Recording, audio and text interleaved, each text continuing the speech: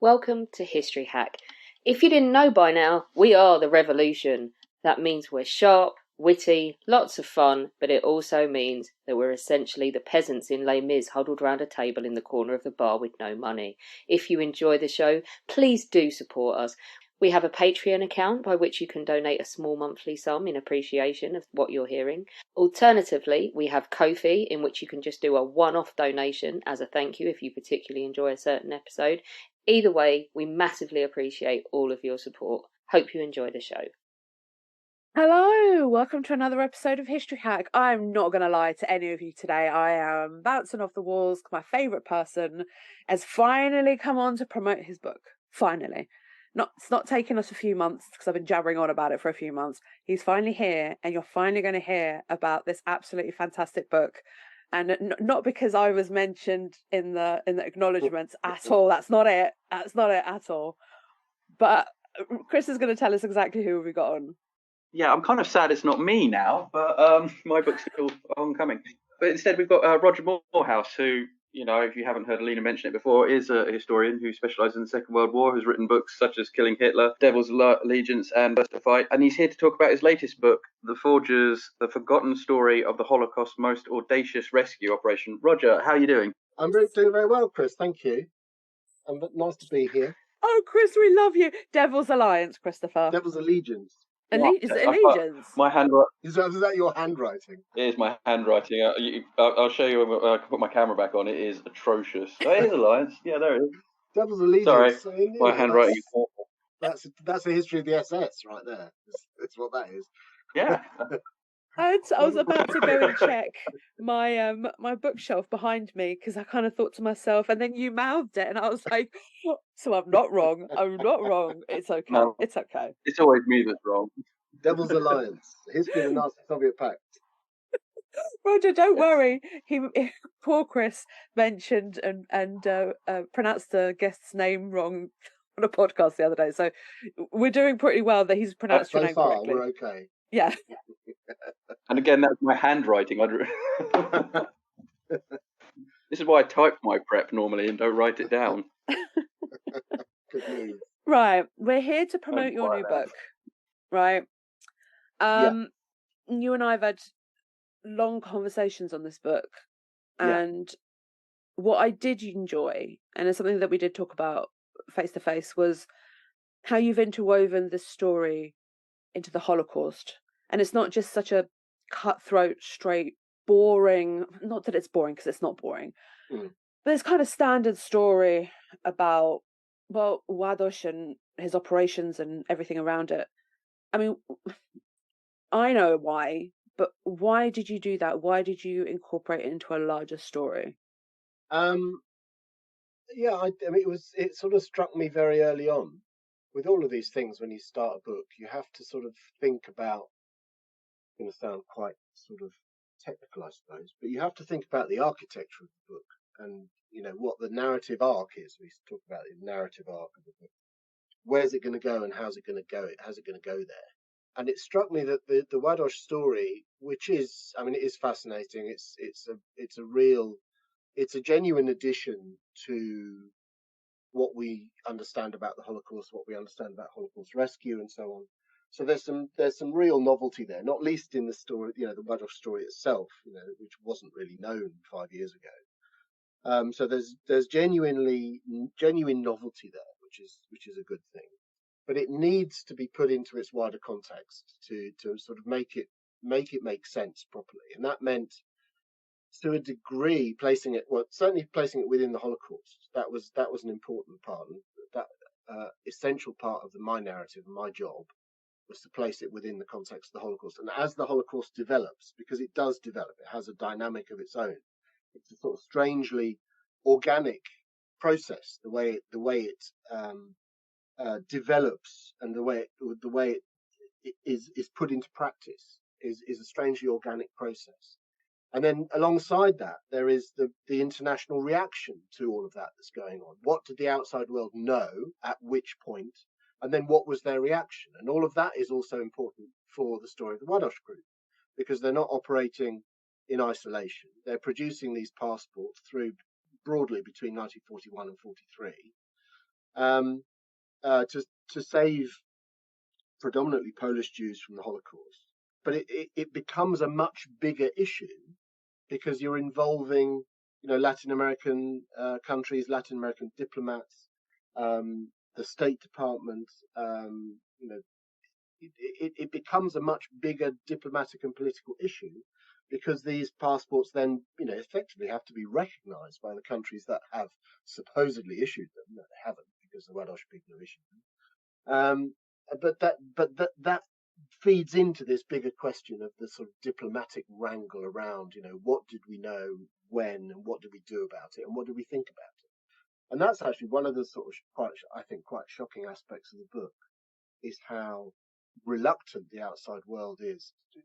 I think I have to say, with the exception of the Polish government in exile, which really does go into bat for Europe's Jews, to an astonishing extent. The rest of the world reacts essentially with indifference to what's going on, and they can't plead ignorance. That we know from the end of 42 pretty much onwards that broadly what's going on, that the Jews of Europe are being systematically killed. Hold your horses on this one, because the reason is we are going to talk about it a little bit more in depth, because I find that really interesting and how people kind of react to it. But I think I'm going to let Chris start with the first question, unless Chris wants me to go first. It's down to him. No, it's okay. I can go if you want. Go for it, Chris. So, and we'll go after yesterday. We are going the questions in order. We're not going to go 6 and back to 1. Yes, Chris was going in some random order yesterday's recording. So yes, Chris, we're going from order. But Roger, you can't answer the first question from your previous book, right? Okay. No Polish invasion. We're not talking about that, even though that's the book you've written about. I can talk about that. No, but that's not the point. Right. So Russia and Germany have invaded Poland. What happens to the Polish Jews before the Germans start putting them all into ghettos? That's a very good question. Initially, it's quite different between the two zones of occupation, between the German and Soviet zones. Poland basically ceases to exist, as we well know. It's effectively a fourth partition, so referencing the three partitions of the 18th century. So Poland is again wiped from the map. In the German zone of occupation, they sort of split Poland effectively in half. In the German zone of occupation, the initial target really of most of the activity of security services and the SS and everything else is the sort of top ranks of Polish society, so non-Jewish society, as it were. So, sort of MPs and doctors and professors and anyone that really had a sort of position in society that could be of use to a possible resistance movement. So they're trying to sort of snuff out any possible resistance to German rule. So initially, they're not targeting Jews necessarily. There are a few atrocities carried out. There are massacres of all Poles effectively, but they're not. The important point is to say they're not just targeting Jews straight away. Initially, they're targeting Poles much more consistently than that. And then there's the first ghettos are really established at the end of 1939, so pretty quickly. The first one was in Piotr Trybunalski, and then I think that's the only thing that it's famous for, is it had the first ghetto. There's also transports from there of Poles to Auschwitz, but nobody knows that beyond like Auschwitz weirdo people. But that's the summer. The summer of 40 is the first transports to Auschwitz, right? Yeah. Yeah. So the first ghettos are end of 1939 and then into 1940. So Warsaw's comparatively late. It's later in 1940. They start this sort of, if you like, corralling of Jews into ghettos right across Poland. There are hundreds of ghettos, big ones, small ones, and everything in between. And it's sort of a holding pattern from the Nazis' mentality, from the German mentality, is to if you gather these people together that you don't like and you don't want and you don't think should be there, but they gather them together in pretty shocking conditions, and that's deliberate, right? This is a deliberate effort, effectively, at getting some natural wastage going, to put it bluntly, from a German perspective, get some natural wastage going, a bit of disease, and hopefully this problem will solve itself before you have to solve it. But it's a holding pattern effectively before you keep them in one place, work them until you decide what you want to do with them. In the Soviet zone of occupation, there's again the same sifting of the population, the same targeting of the elites. The same thing happens at the same time as happening in the German zone. There isn't necessarily a targeting of Jews per se, but there is a targeting of Jews on a class basis. So if you were, a rich merchant, for example, you get targeted by the Soviets, regardless of your Jewishness. And a lot of Jews actually fell foul of the Soviet rule in Eastern Poland because they essentially asked to leave. So they didn't particularly want to become part of the Soviet Union, which of course is a godless state, an officially atheist state.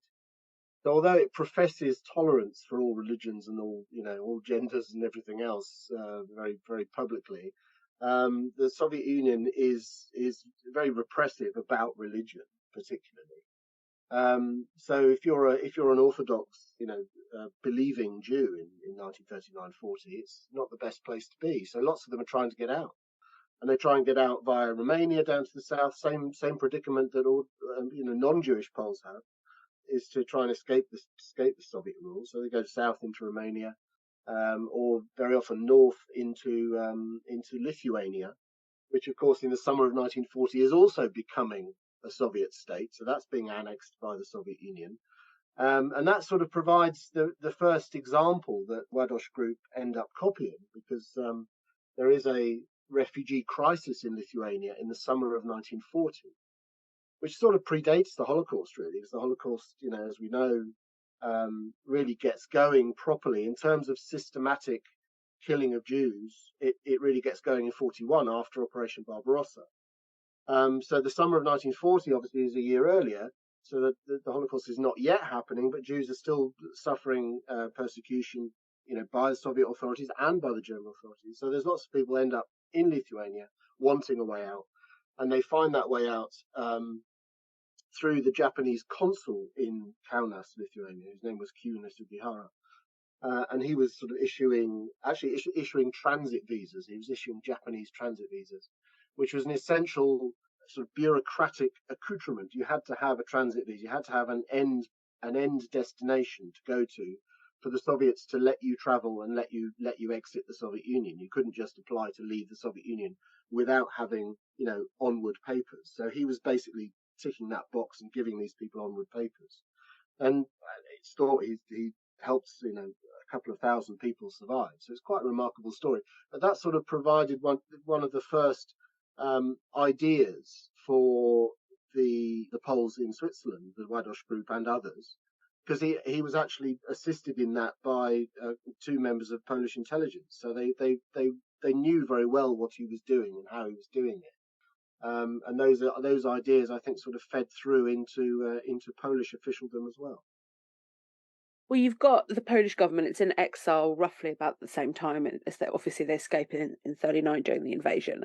They end up in Britain, and there's a whole massive reshuffle. Everything is moving around. Policies are being changed. Things are being sent to consuls for example, Poland is for Poles for everyone. Doesn't matter who you are, Jewish, etc. Blah blah blah. One is it. That's it. You're Polish, and that's it. What are they doing? Because you've touched on this literally moments ago, but I want to expand on it just a little bit more. I mean, what are they doing with this mass influx of Jewish and non-Jewish refugees? Because you've spoken about, for example, Lithuania, but what's happening in Romania and Hungary and Spain and all of those countries? Yeah, I mean, there is.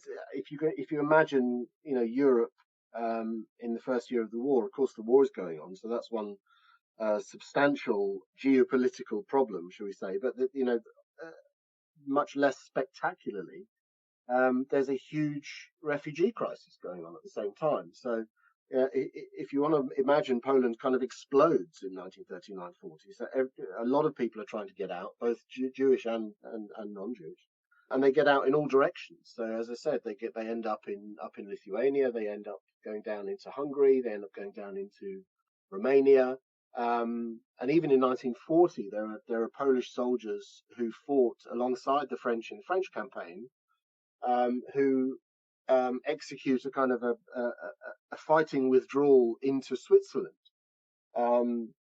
And actually, they provide, that's one of the other drivers of what the Ładoś group end up doing, because these a few thousand soldiers Polish soldiers end up on Swiss soil.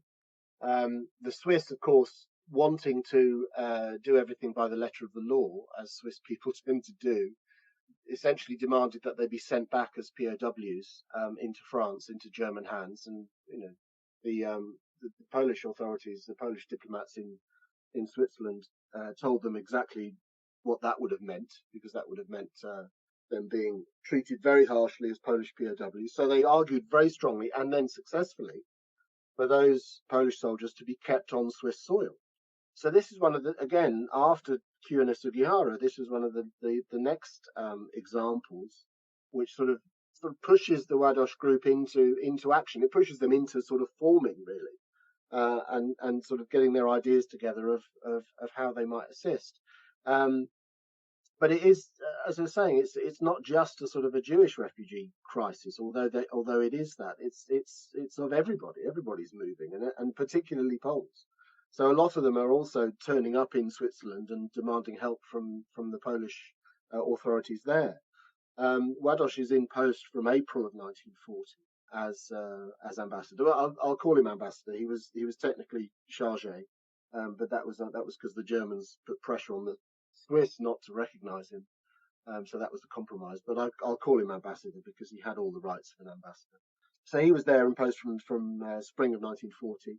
And the group sort of formed through 1940, and those were its sort of formative experiences, as I was saying, knowing about Q Sugihara in Kaunas in Lithuania, and then dealing with that large influx of Polish soldiers in the summer of 1940 after the failed French campaign. So they sort of come together really at the end of 1940 into 41, and with the start of the Holocaust in second half of 1941, then they're in place and sort of ready with these examples of what might be possible to begin their forgery operation.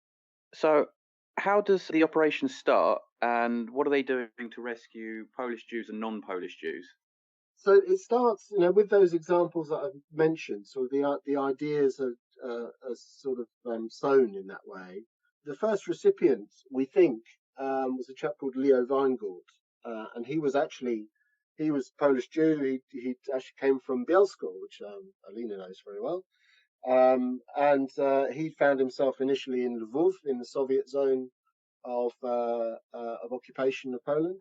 Didn't like it there, wanted to get out, and he had an elder brother who was called Saul Weingart, who was in Montreux in Switzerland, working in a yeshiva, a religious school.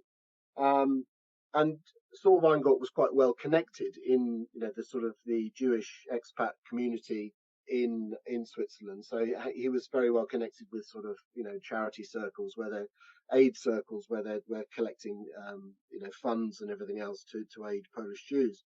So that connection, which is kind of happenstance, is serendipitous really, results in the first passport being issued, which was issued to Leo Weingart actually in the spring of 1941, so even before the Holocaust is sort of properly underway. And he was told, to do the same thing that Q Sugihara had been doing the previous year. He was told to go east across the Soviet Union on the Trans-Siberian Railway, get to Japan at the other end, and then he would present himself at the Polish embassy in Tokyo, and then he'd be given a new passport. So this was just a way of getting him out across the Soviet Union. That was the idea. So that was the first example. As it was, actually, Leo Weingart didn't leave, and he's caught up in the Holocaust in the end. It does save his life. The passport does save his life. He didn't leave as instructed because he wanted to get, having got a passport for himself through his brother, he then wanted to get one for his girlfriend and one for his parents and so on. And he sort of wrote back and said, well, okay, that's great, but, can I have some more, sort of thing? And that fatal delay meant that he was then caught up in the Holocaust itself, but survived thanks to that passport. Temporarily, at least. He's actually sent to Auschwitz and murdered in 1944, sadly. But initially, he does survive thanks to that passport. So that was sort of the first example. And then once the Holocaust really gets going in the second half of 41 and into 42, then you get this word of mouth means that there are more and more of these, I call them applications. Effectively, they're sort of coded letters that arrive from Polish Jews who are increasingly being confined to ghettos and camps and everything else in occupied Poland. And they're writing these sort of coded letters to these contact people like Saul Weingart and others in Switzerland, basically asking for passports. So word of mouth gets out that if you can get hold of a Latin American, Paraguayan, whatever it is, and the word of mouth is always slightly garbled, so it's always slightly wrong. So you get people who are asking for Uruguayan passports, for example, which nobody actually ever got. They were always most of them were Paraguayan. So there are lots of sort of Chinese whispers going on as well. But increasingly they're sort of sending these letters which arrive with the Jewish aid agencies in Switzerland who have contact to the Ładoś group, and then it poses that question: what are we going to do about this, right? And the people that could supply the passports, that was the honorary consuls, and that essentially that had to go primarily through the sort of diplomatic channels. So this is where the Ładoś group really comes together. You've got the aid agencies representatives who are the ones that are getting most of those letters. And then you've got the diplomats, and then they have the contact to the honorary consul. And the one honorary consul that they use the most is a chap called Rudolf Hügli, who was the honorary consul of Paraguay in Switzerland, right? So he's basically willing to sell blank passports to the Ładoś group for a huge fee. I mean, up to about 2,000 Swiss francs, which even then was a lot of money. It's a lot of money now. It's even more then. He was willing to sell blank passports, which they would then fill in. They would take them back to Hügli, who would stamp and sign them, and essentially a notarized copy of that passport would then be sent either by post or by courier, would be sent back into occupied Poland to the ghetto or the camp or wherever it was. So essentially, that was the sort of the way it worked, and they produced up until the operation was stopped, essentially by pressure from the Swiss police. By the time it was stopped at the end of 1943, they reckon they produced identity documents for between 8,000 and 10,000 people, which is quite a remarkable effort. Primarily Poles. There is a shift. Interesting how the German reaction to all of this is quite interesting, which we can go into as well. So there is a shift later in the war towards Dutch Jews, but numerically, the vast majority of recipients of Ładoś papers are Polish Jews. This is why I'm going to jump in with a question that Chris is going to go, oh my God, you're going off the rails, and control yourself. This is why I want to bring in the reaction to the Holocaust from Britain, America, whatnot. You used in your book, actually, one of my favourite documents, which I was excited to see, was by Zofia Kosak, The Protest, basically, where you have a right-wing anti-Semites, hated Jews, yet this woman ends up being one of the founding members of Żegota, basically the agency that saved Jews. Did she end up in a concentration camp as well? I think she did. Yes, I think she did. She's a remarkable woman. Really. Exactly. And you have, and let me just put it this way, there's a lot of controversy about her, and people don't want to talk about. You have talked about her, and I love this. So tell us more about Zofia, the organizations, not just the Polish. What are the Americans doing at this time? Yeah, it's very interesting, because I think there's two things that struck me when you talk about sort of Holocaust scholarship. The first one is, I think that Jewish experiences tend to be studied and retold in isolation from everything else that's going on around them. So it's the Jewish experience of the Holocaust is told in isolation from, for example, the experience of their Polish neighbours, their non-Jewish Polish neighbours. And it's quite important to try and make those connections again, which I try and do in the book. And it's much more complicated. It's a much more, it's not a black and white history. It's a much more, a million shades of grey history. It's much more interesting. And the woman you just mentioned, Zofia Cossack, I always struggle with her proper name, which is Struczka. Is that right? Struczka. Polish language. Welcome to it. Struczka Cossack should be, I think. Sounds like I'm going to take my teeth out. So we just call her Zofia Cossack. It's easier.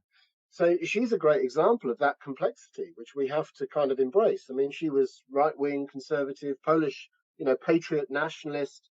Before the war, she'd written books, she'd written articles, essentially argued that Poland would do well to encourage emigration of its Polish populations, because she saw them as an obstacle to Poland's development as a nation state. She's not advocating extermination, absolutely not, but she's advocating evacuation of those Jews to send them to Palestine. So she would be one that I suppose we would almost imagine would side with the Nazis once the occupation gets going and the targeting of the Jews gets going. But she goes the other way, and she says, no, this is what's happening here in terms of this murderous targeting of the Jewish population in occupied Poland is morally unacceptable. It's morally unacceptable to a Christian. She was a devout Catholic. It's unacceptable to a Christian to stand by and watch this happen, which is a tremendously moral position, considering everything that I've just said and all of her political positions that she had previously espoused. She says, no, this is not acceptable, and we cannot be silent in the face of this. And she writes this note called this protest, as you mentioned, where she basically says, silence is complicity. We can't just keep our heads down, even though non-Jewish Poles are at very similar levels of threat under the German occupation. It's not as though they could sit on their backsides and watch their Jewish neighbours being deported to the death camps.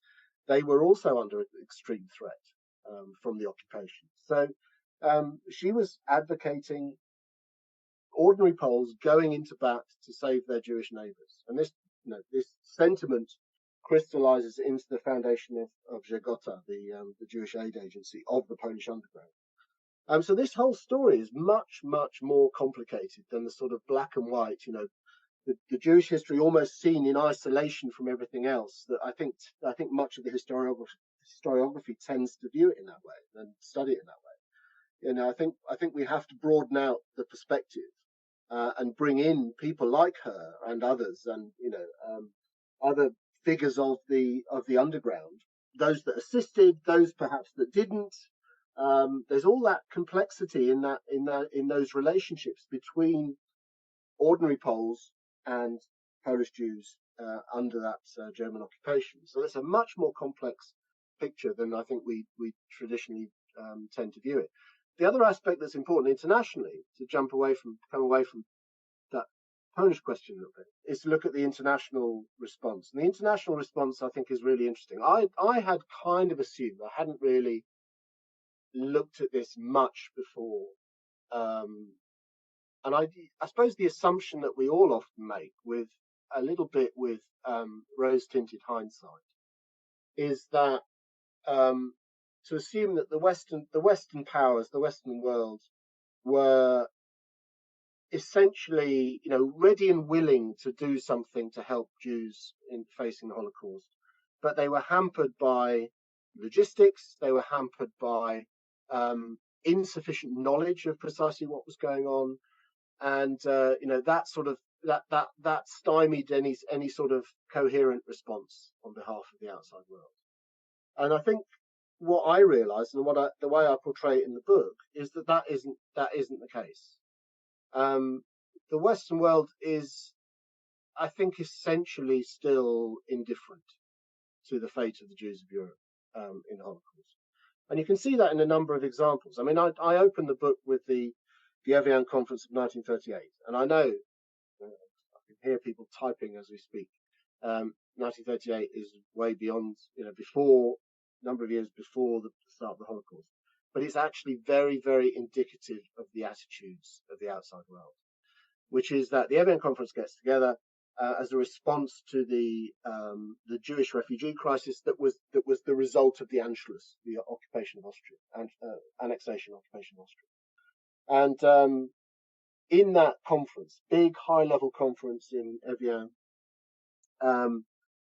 the world's diplomats and politicians get together and they basically say, well, I'm not going to do anything about it. I think you should do something about it. And then everyone else, the Latin American countries say, well, we're not going to do about it. It's your problem. It's a European problem. So the Europeans should do something. And the Europeans say, well, we're all full. We haven't got room for any immigration. And everyone bats the problem onto the other guy. And then in the end, nothing is done. Okay. So I use that to open the book because I'm making that point that, it isn't as if the outside world was kind of waiting, ready and willing to do something to aid Europe's Jews. They just weren't. And it's not exterminatory anti-Semitism. It's not the same anti-Semitism as the Nazis are practicing, this kind of, this pseudo-scientific, metastasized, biological, murderous Nazism anti-Semitism, which is a different thing. This is old-fashioned anti-Semitism, which just kind of wants the Jews to go away and stop being such a problem and, stop moaning and kick the can down the road. Someone else will deal with it. It's that sort of much more sort of latent anti-Semitism, but anti-Semitism all the same, right?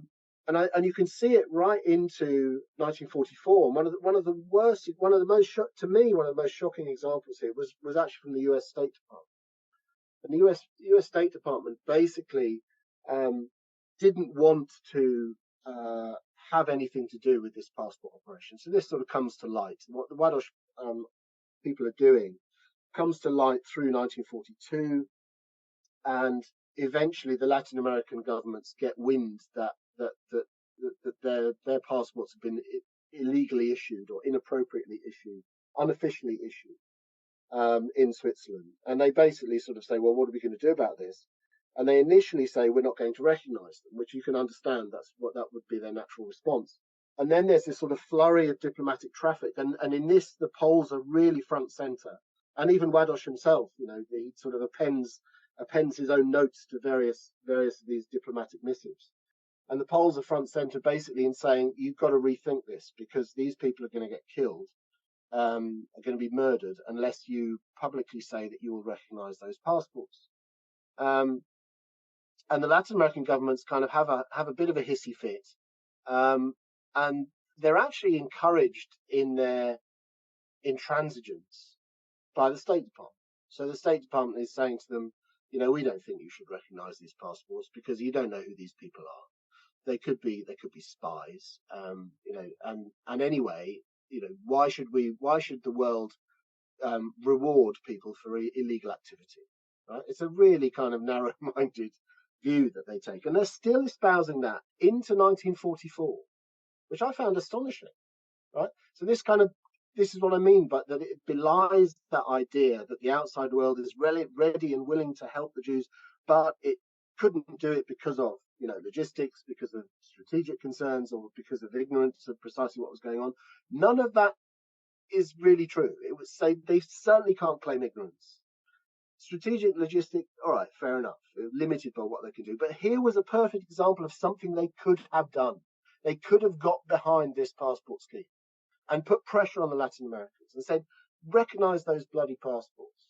And we could save, thousands of people. And they could have saved thousands of people. I mean, this is what I find is that the latter half, I'm getting a bit impassioned here, Aline, as you can see. No, it's good. Keep going. Can I poke the bear? This is what I find quite amazing about that sort of the latter, maybe third of the book, because you've got this sort of twin track narrative. The passports have been made, they've been issued, the operation has kind of come to an end in the end of 43, and then the last 18 months of the war is, large numbers of as many as 10,000. As to how many were issued, that's how many people were issued these passports and papers.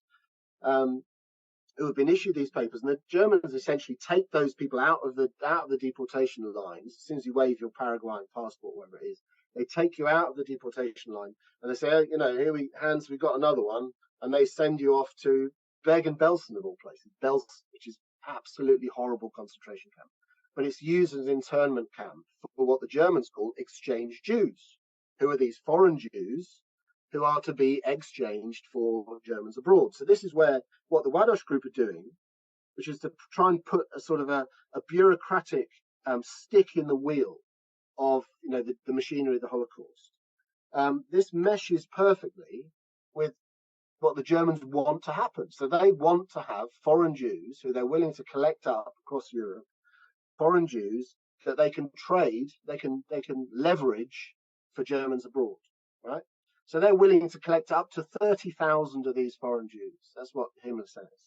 They end up with about 10,000 Ładoś Jews and other sort of genuine foreign Jews and others who have got false papers. But we can estimate that about 10,000 of those are Ładoś passport holders.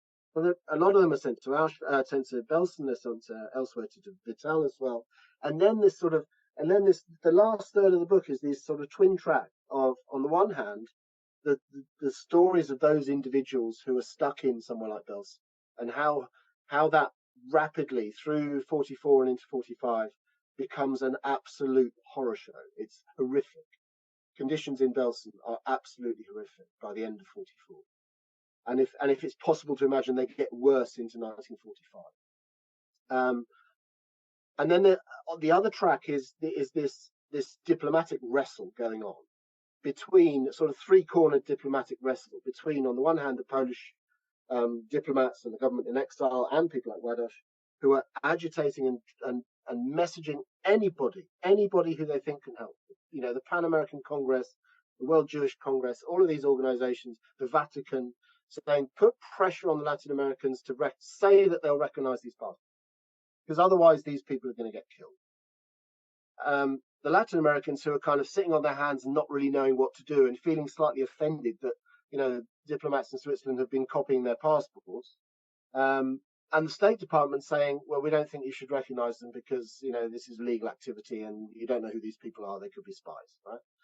So it's this crazy sort of three-way tussle, and all the time the Germans are kind of looking at this and going, well, are they going to be recognized or not?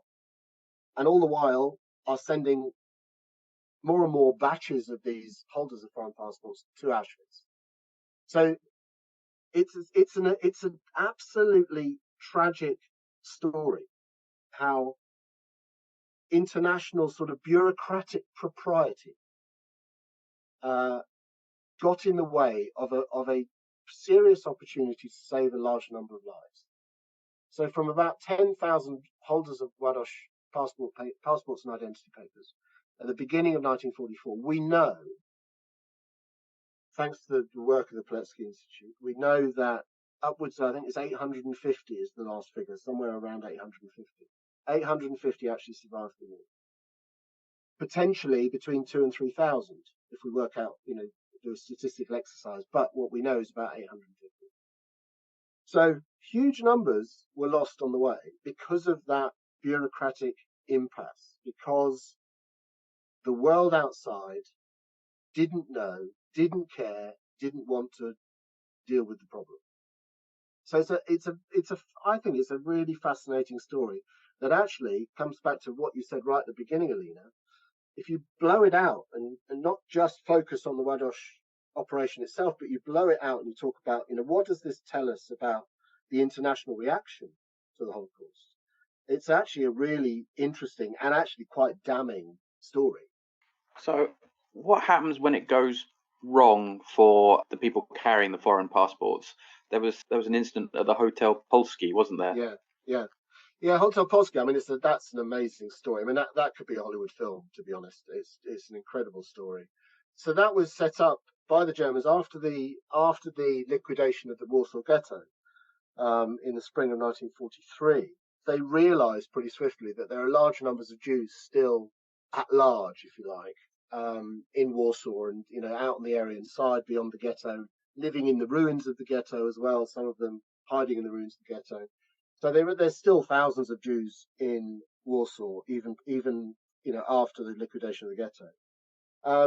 So they basically, mindful of what I just said, that they have this idea that you can collect up what they are calling exchange Jews, and they could be utilized. They could be of some use then to the Reich. I mean, an ordinary Jew is worth to Nazi Germany is worth nothing, literally vermin in the minds of the Nazis. So they're fit for nothing except extermination. But as foreign Jews, they're useful. They can be utilized. So they're willing to sort of collect these people up. So they spread the rumor that that foreign holders of foreign passports, Jews holders of foreign passports, will be permitted to leave Warsaw. You just have to come and present your papers at the Hotel Polski, which is a large hotel on Ulica Długa, where they collect them together. And there's huge amounts of cynicism and people saying, well, this can't be right. This has to be a trap, right? This has to be a trap.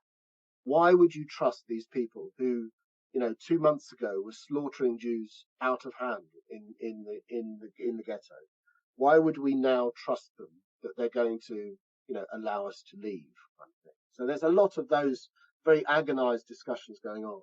And actually, a couple of transports actually leave the Hotel Polski and go to initially to Pawiak and then on to to Vitel and to Belsen and so on. So once that has happened, then more and more people come out, and it's often portrayed as a sort of a cynical Nazi trap. I think it's much more rational than that. That they don't yet know what the end result of that diplomatic wrestle is going to be.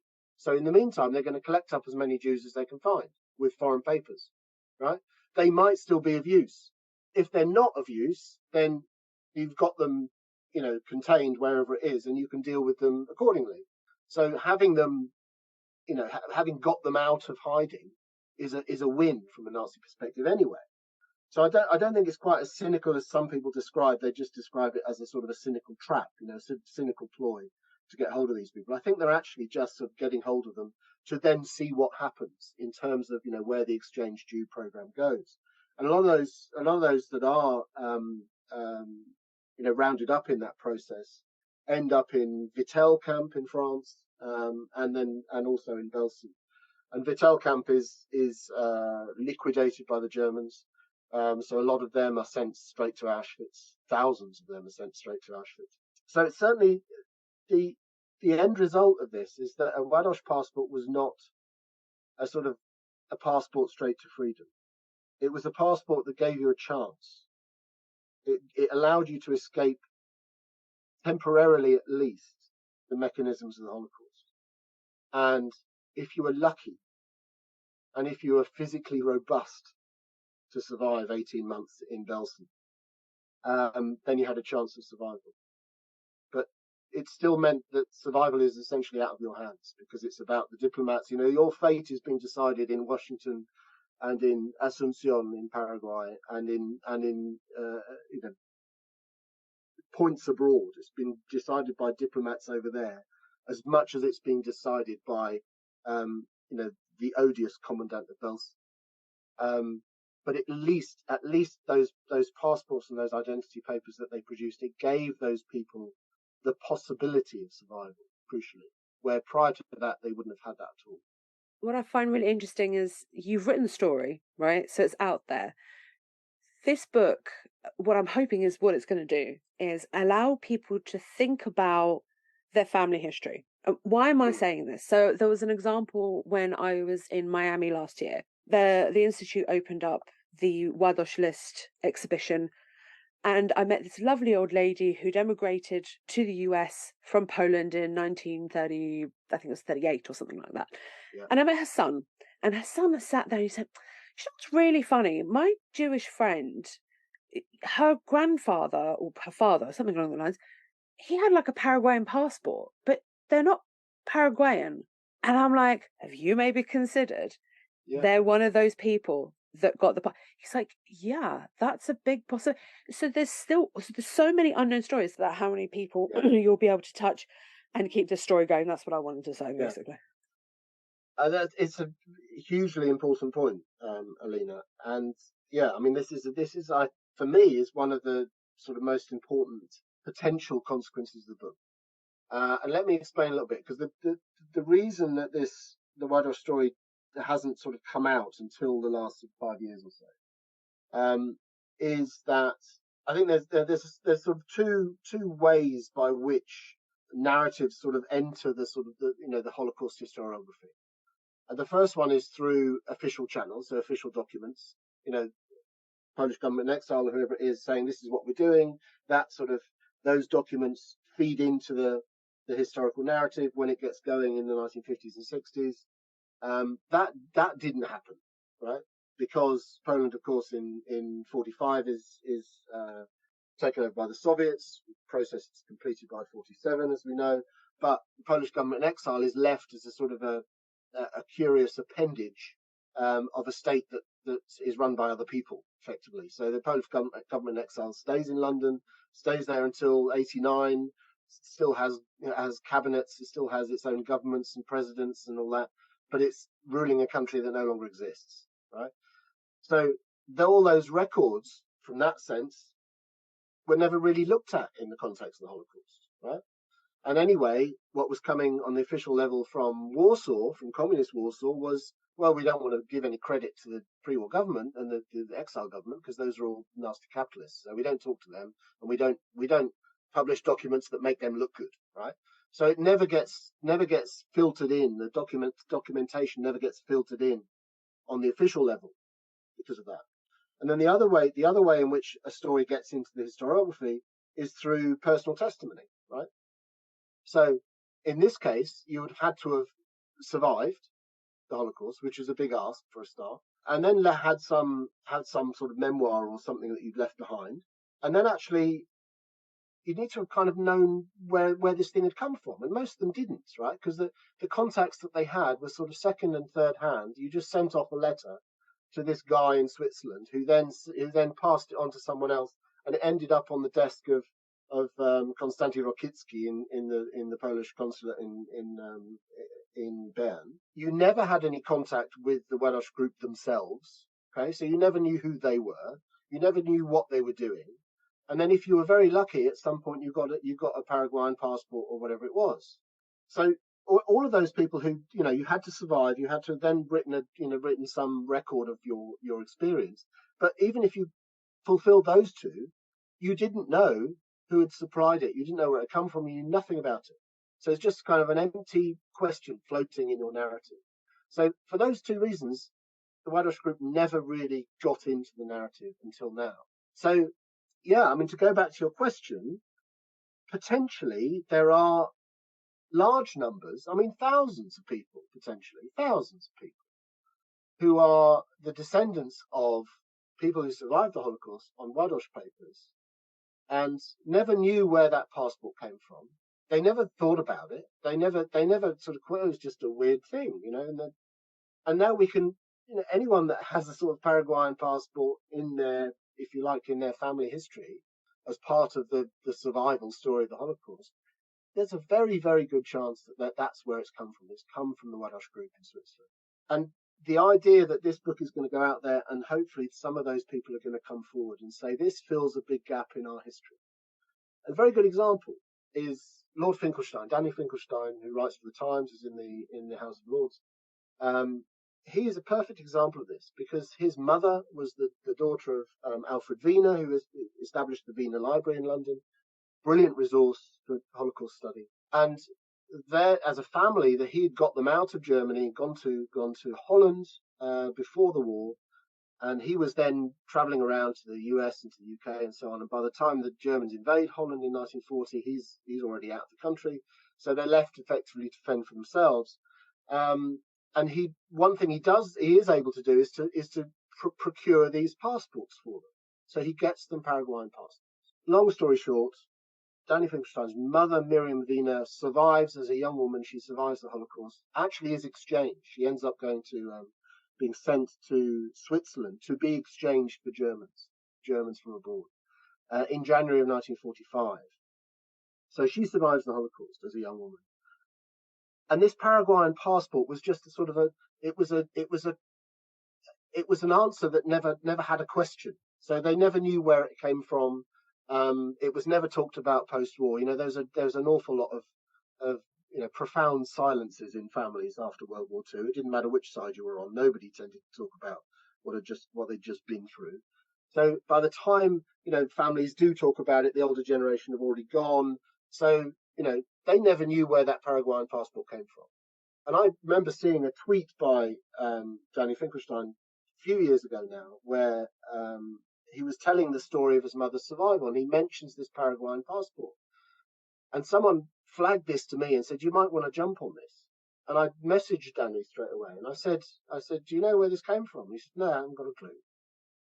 And I said, "Right, we have to have a coffee." And we met a couple of days later. We had a coffee, and I told him the story of the Ładoś group and all of that, and filled in that huge gap that prior to that in his family history was just an enormous unknown.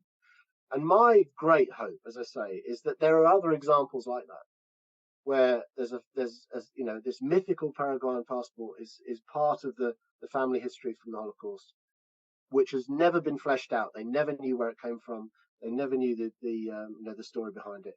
And now we can actually start to fill that gap for them.